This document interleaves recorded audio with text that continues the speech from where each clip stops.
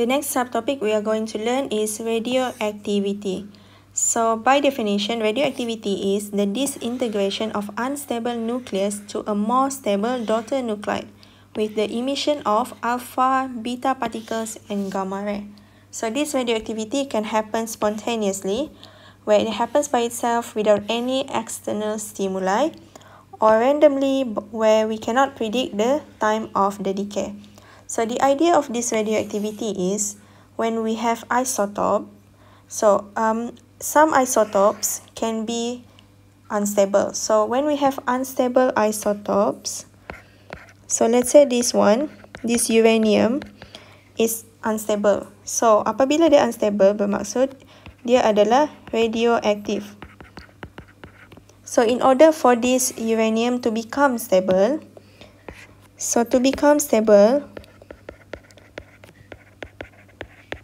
this uranium, this isotope needs to give out radiation. So this radiation is in terms of alpha, beta and gamma. So kita tengok the first one, we call it as alpha decay. So for alpha decay bermaksud dia akan release alpha particle, di mana alpha particle ni consists of 2 proton and 2 neutron. So this uranium, dia unstable, so it needs to release alpha particle. Maksudnya dekat sini kita ada number of atomic mass and proton number, right? So bermaksud daripada uranium ni kita kena tolak 2 proton dan 2 neutron. So apabila kita tolak 2 proton dan 2 neutron, bermaksud kita ada a new number of atomic mass and also the proton number. So kalau ada number yang berbeza daripada initial isotope, bermaksud kita ada new element. So this one is the new element. So initially we don't know what the element is. We only have the number of the atomic mass and also the proton number. So apabila kita check dekat predictable, we find out that uranium when it undergoes alpha decay, it actually becomes thorium, di mana dia akan release alpha particle yang ada 2 proton dan 2 neutron. So yang elemen yang ada 2 proton dan 2 neutron adalah elemen helium. So just remember that alpha particle is the helium element. So that one is for alpha decay. Now we look at beta decay. So beta decay terbahagi kepada 2, di mana kita ada beta positive decay, beta negative decay. So untuk kita tengok first beta negative decay, sebagai contoh dekat sini we have carbon 14. So untuk beta negative decay adalah apabila isotope tersebut has too many neutrons. So isotope carbon 14 ni ada terlalu banyak neutron. So kalau terlalu banyak neutron, kita kena kurangkan neutron tu. So macam mana mau kurangkan neutron? So this neutron need to be converted to proton. So kena convert neutron kepada proton. So proses untuk convert neutron to proton ni, semasa proses tu dia akan release electron. So basically beta decay is the release of electron. So kalau kamu tengok dekat sini, so apabila dia convert daripada neutron kepada proton, maksudnya kita tambahlah proton. So proton initially 6, now kita tambah 1 kan, so we have 7, the number of proton is now 7, and then since dia adalah release of electron, so that's why dekat sini adalah negative. And then if we have the beta positive decay, so beta positive decay is when it has too many protons. So now this element here, I'm not sure what element is this. This element here has too many protons. So dia terlalu banyak proton lah. So apabila terlalu banyak proton, kita kena kurangkan proton ni. So in order for us to decrease this proton, we need to convert the proton to neutron. Maksud kita tolaklah proton ni daripada 91 tolak jadi 90.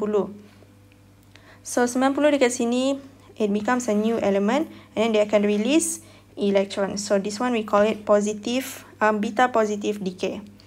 So just remember beta decay is basically the release of electron. And then last one is for gamma decay. Okay, so for gamma decay is basically there is nothing changes, okay, during the radiation, because gamma radiation is basically just they are just release photon. This one is the photon.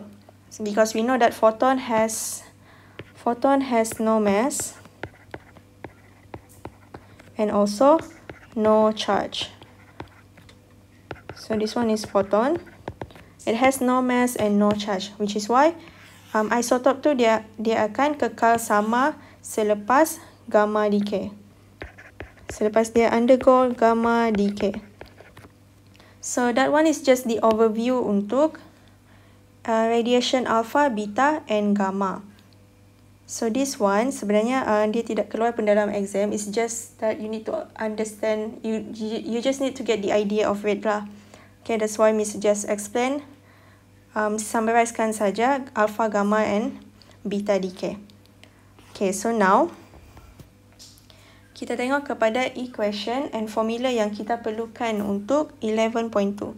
So the first equation, we have decay law, di mana dN over dt, which is the rate of decay, is equal to negative lambda. Okay, lambda dekat sini adalah decay constant. So this lambda is decay constant times with the n here is the number of the nuclei. Okay, so this one is given in the list of formula. So negative dekat sini, kalau dalam calculation we just ignore, because this negative just means that the number of nuclei decrease with time, because dia adalah decay law. Okay, so next one we have activity. So activity is basically the same thing as this one. So this one is actually, we can write it down as activity as well. So activity is basically the rate of decay of the sample, di mana unit untuk activity, SI unit adalah becquerel. This one is the SI unit lah. So Curie is basically, it's not the SI unit, but we are going to use this unit as well. So nanti kamu akan tengoklah dekat dalam example macam mana kita mau convert. So there is another formula untuk activity, since we can use this one. Okay, kita boleh gunakan this one, di mana A is equal to negative lambda n. Ataupun kalau ada condition, bermaksud find the activity at T is equal to maybe 100 days. So ni adalah kita panggil dia sebagai condition. So kalau dibagi condition, we are going to use this activity equation, di mana A0 dekat sini adalah the initial, this one is the initial activity, which means when T is equal to 0. Okay, so this one is just how to convert 1 Curie to decay per second. So this one nanti Miss akan explain dekat dalam example. The next one is when we have decay constant, which is the lambda here. So decay constant is equal to negative dN over dt over n. N adalah number of remaining nuclei, or we can write it down as, dia sebenarnya benda yang sama dengan yang tadi, di mana kita ada A is equal to negative lambda over n kan. So lambda is equal to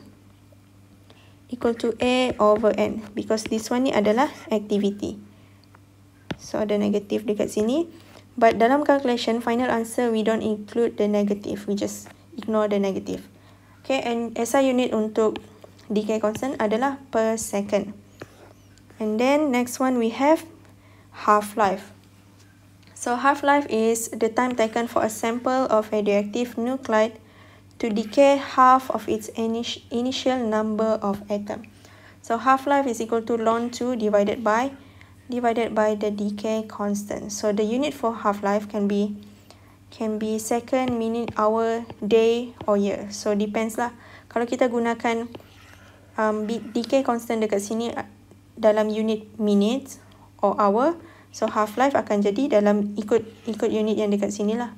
Nanti kamu akan faham lah bila kita tengok example. And then there's another one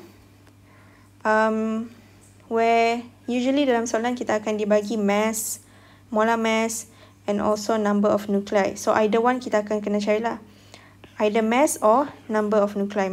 Molar mass adalah constant and then Avogadro constant is constant. So kalau ada soalan tu dia minta find the value of mass, so we are going to use this formula here. Okay, so that's all for 11.2. Okay, the next video will be discussing the example. Thank you.